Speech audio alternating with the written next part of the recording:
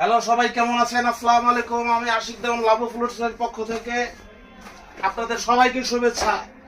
আপনাদের মাঝে এসে পড়েছে ভ্যালেন্সিয়া 160। আপনাদেরকে আমি একটু দেখাই, এরকম লোগো দেখে কিনবেন, ঠিক আছে? ভ্যালেন্সিয়া 160।